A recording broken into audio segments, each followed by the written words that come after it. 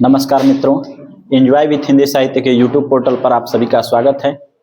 आज की इस वीडियो में हम रस सिद्धांत पर आधारित पीवाई क्यू के क्वेश्चन को हल करेंगे। यदि आप यूजीसी नेट, जेआरएफ या हिंदी विषय से टीजीटी, पीजीटी की तैयारी करते हैं तो मेरे चैनल को सब्सक्राइब करें और वीडियो को पूरा देखें। वीडियो पसंद आता है तो लाइक, शेयर और सब्सक्राइब जरूर करें। चलिए देखते हैं रस सिद्धांत पर आधारित प्रश्नों को।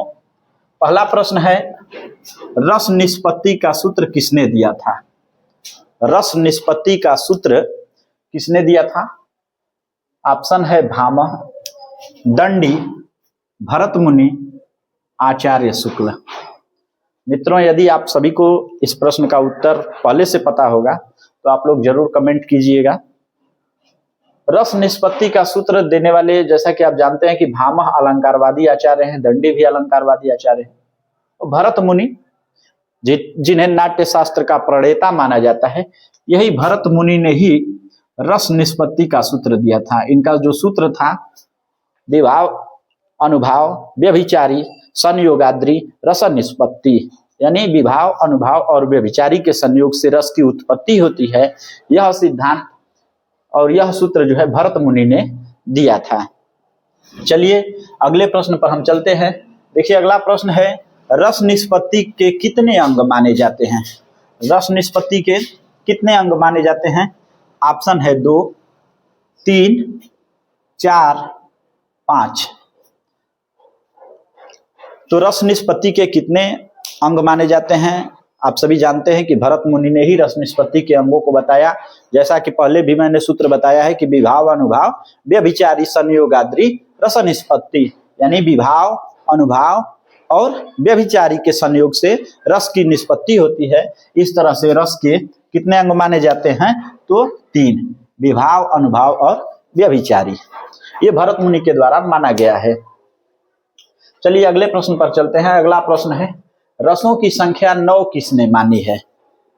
रसों की संख्या 9 किसने मानी है? भरत मुनि, दूसरा ऑप्शन है भामह, तीसरा है अभिनवगुप्त, चौथा है मम्मट। आप सभी को यदि इसका उत्तर पता है तो आप सभी इसके उत्तर को कमेंट में जरूर लिखें। देखिए भरत मुनि ने रसों की जो संख्या मानी है वो 8 मानी है। तो यहाँ पे रसों की संख्या 9 की बात की गई है कि किसने 9 रस माने हैं। तो भरत मुनि इसके सही ऑप्शन नहीं होंगे, इसमें अभिनवगुप्त सही ऑप्शन होंगे। अभिनवगुप्त ने रसों की संख्या 9 मानी है। उन्होंने एक 9वां रस, शांत रस को जोड़ा है। चलिए अगले प्रश्न पर चलते हैं। अगला प्रश्न है, शांत रस का अस्थाई भाव क्या है? शांत रस का अस्थाई भाव क्या है? ऑप्शन है शोक, निर्वेद, रति, भय। ये सबसे सरल क्वेश्चन है। हालांकि ये भी यूजीसी नेट के परीक्षा में पहले का प्रश्न पूछा जा चुका है। तो इस प्रश्न का उत्तर क्या है? तो शांत रस का अस्थाई भाव जो है वो है निर्वेद। ऑप्शन इसका 20 सही होगा। मित्रों, यदि आप लोगों को मेरी वीडियो पसंद आती है तो मेरे चैनल को सब्सक्राइब करें और वीडियो पर बने रहें, ताकि आप अपने तैयारी को हमारे साथ मिल करके पूरा कर सकें और नेट या जेआरएफ आप क्वालिफाई कर पाएं। अगला प्रश्न है कि किस रस को भरत मुनि ने स्वीकार नहीं किया है? श्रृंगार को, करुण रस को, या वीर रस को, या शांत रस को? तो इस प्रश्न का उत्तर तो मैंने तीसरे प्रश्न में ही बता दिया था। देखिए भरत मुनि ने 8 रसों को माना है। तो 8 रस के अतिरिक्त आगे बताया कि अभिनवगुप्त ने ही एक 9वां रस, शांत रस स्वीकार किया। तो इस प्रश्न का सही जो उत्तर होगा वो होगा शांत रस, जिसे कि भरत मुनि ने स्वीकार नहीं किया है। बाकी शेष इन तीनों को भरत मुनि ने स्वीकार किया है। चलिए अगला प्रश्न है, अनुमिति द्वारा रस की निष्पत्ति होती है। अनुमिति द्वारा रस की निष्पत्ति होती है, यह सिद्धांत किसने दिया था? अनुमिति द्वारा रस की निष्पत्ति होती है, यह सिद्धांत किसने दिया था? ऑप्शन है भरत मुनि, भट्टलोलट, शंकुक और अभिनवगुप्त। तो इसमें से अनुमिति के द्वारा रस की निष्पत्ति होती है, यह सिद्धांत किसके द्वारा दिया गया है? तो सही ऑप्शन इसका होगा शंकुक। शंकुक के द्वारा अनुमति द्वारा रस सिद्धांत का जो है नियम दिया गया है।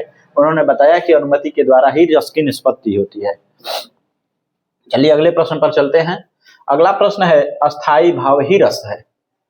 अस्थाई भाव ही रस है, यह बात किसने कहा था? भरत मुनि ने, भट्ट लुलट ने, शंकुक ने, अभिनव गुप्त ने।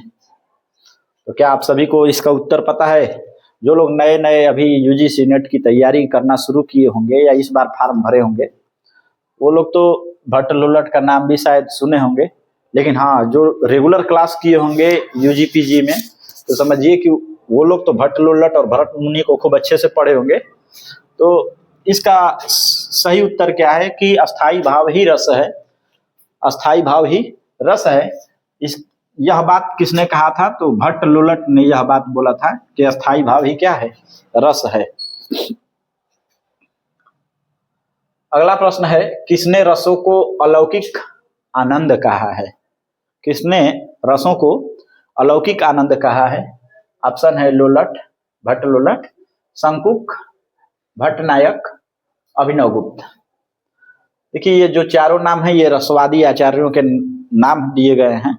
एक मेरी क्लास आएगी विशेष रूप से कि रसवादी आचार्य कौन कौन है और उन्होंने क्या क्या सिद्धांत दिए हैं, इस पर एक विस्तृत क्लास मेरा आएगा।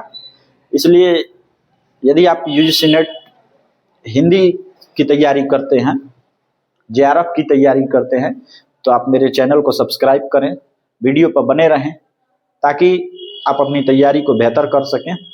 देखिए किसने रस को अलौकिक आनंद कहा है, इसका जो सही उत्तर होगा वो है अभिनव गुप्त।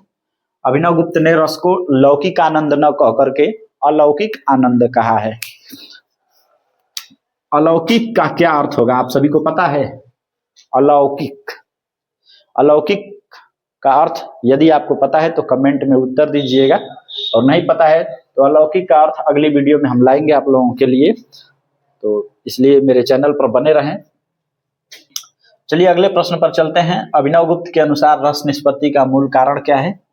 अभिनव गुप्त के अनुसार रस निष्पत्ति का मूल कारण क्या है? विभाव, अनुभाव, साधारणीकरण और अस्थाई भाव। तो रस निष्पत्ति का मूल कारण क्या है?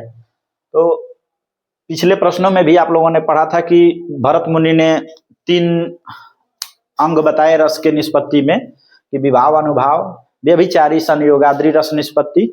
इसका मतलब कि विभाव, अनुभाव और व्यभिचारी भाव, इन तीनों के संयोग से रस की उत्पत्ति होती है। तो इसमें तो विभाव और अनुभाव होगा नहीं, सही आंसर। अस्थाई भाव के बारे में भी आप पीछे पढ़ रहे हैं कि अस्थाई भाव ही रस है, यह बात जो है भट्ट लुलट ने कहा। तो अभिनव गुप्त के अनुसार कौन सा सही होगा? तो अभिनव गुप्त ने साधारणीकरण पर बात किया है, इसलिए रस निष्पत्ति का उन्होंने मूल कारण साधारणीकरण को माना, इसलिए सही उत्तर इस प्रश्न का साधारणीकरण होगा। मित्रों यदि ऐसे ही PYQ के प्रश्न आप लोगों को और चाहिए तो आप लोग कमेंट करें, चैनल को सब्सक्राइब करें। धन्यवाद।